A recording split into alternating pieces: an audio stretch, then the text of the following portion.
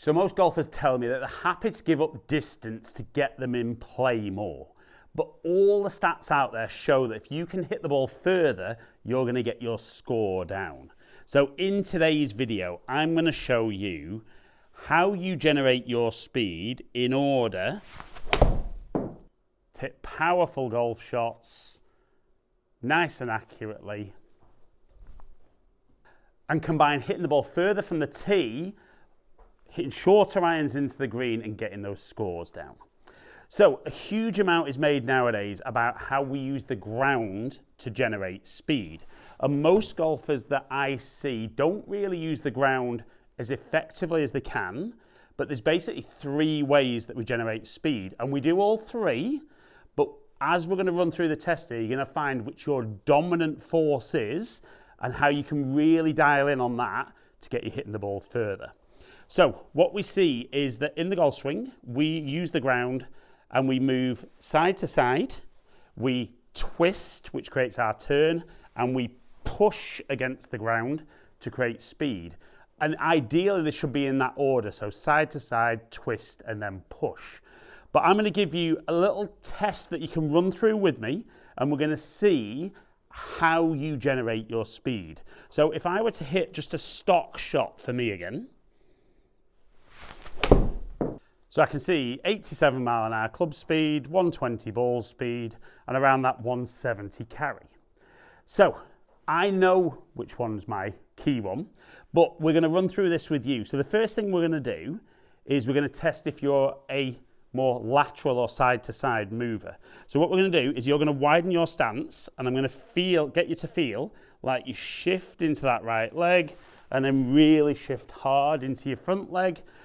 And it might take a few goes for you to get that, but if you're on the course, I want you to see if the ball goes further. If you're on a driving range that maybe doesn't measure club head speed, look at ball speed, or if you've got some form of monitor, you can look at club head speed yourself. So we're going to go a little bit wider and feel that we kind of move a bit more side to side. And this is where traditional stuff, where they talk about lateral movement's not good. It's great for certain golfers, maybe not as effective for others, but you're going to learn what works for you. So we're going to go a little bit wider and feel like I move a bit more side to side in my golf swing. So we saw 89 mile an hour club speed, 122 ball speed, 172. So maybe a little pickup for me. We'll do another one of those. And it definitely feels different for me because I don't stand this wide and I definitely don't try and move as much side to side. So again, just under 90 mile an hour club speed, ball speed 123, 175 carry. So there's definitely a little bit of a pickup for me there, but I would say in my stock swing, I'm not really trying to get my maximum speed all the time. So once we've tested side to side, and for some of you, you might see a big pickup. Some of you might see actually a drop off in that. We're now going to look at a bit more rotation. So generally speaking, the golfers who get it more from rotation work better with a narrower stance. And what we're going to feel is that in the backswing, you're going to feel like you're pushing your lead foot away, which will get the hip turning.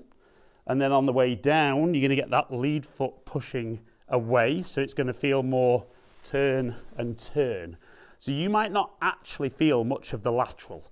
So I'm going to go side to side, narrower stance, get that little feel. For me, that feels really, really strange. You might gather this isn't necessarily my best way.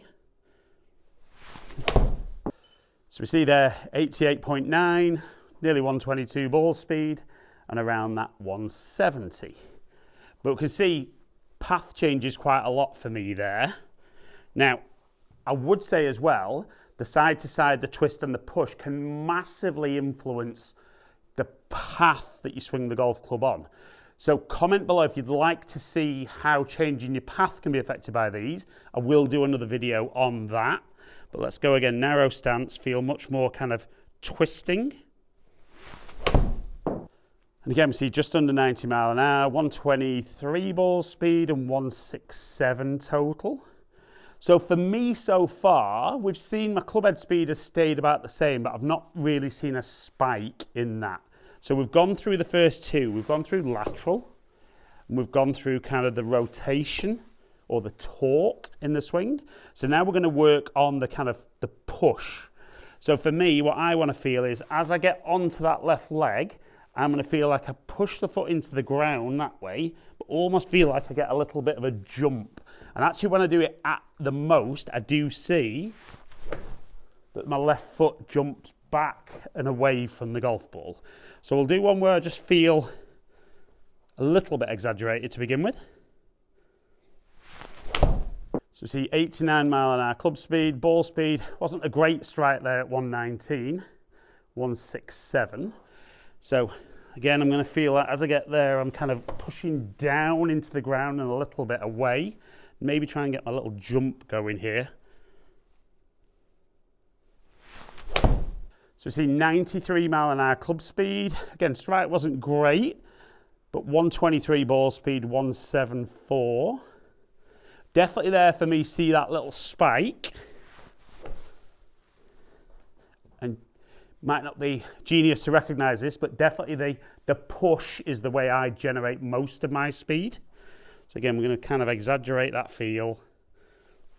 So see 92.5. Again, strike goes off a little bit when I do that, but I don't mind that for me because it definitely makes me feel that kind of when I'm getting that push nice and early in my downswing, the energy that I'm pushing against the ground comes back up through my body and gets into the club head.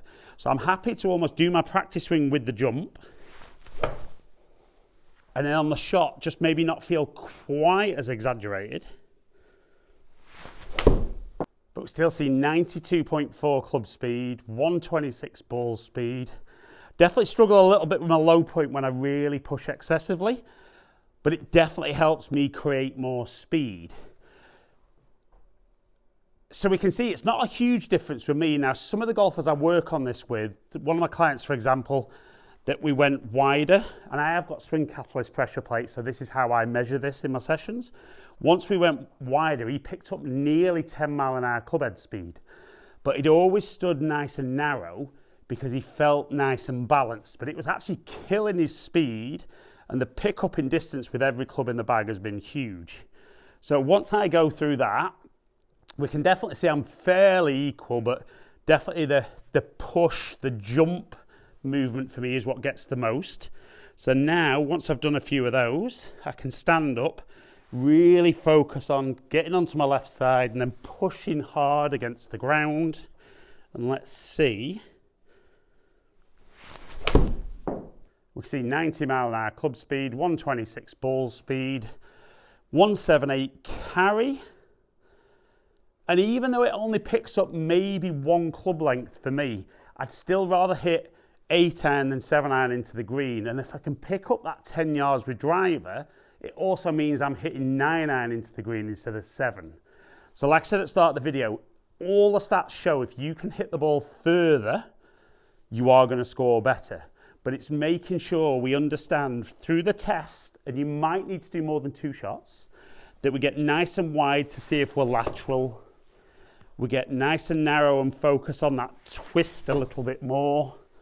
And then for the third one, feel that we're really pushing down hard into that lead leg, getting that leg straightening and the hip going behind you. If you can work out how you generate your speed, you're going to hit shots more like that, and I guarantee you will score better.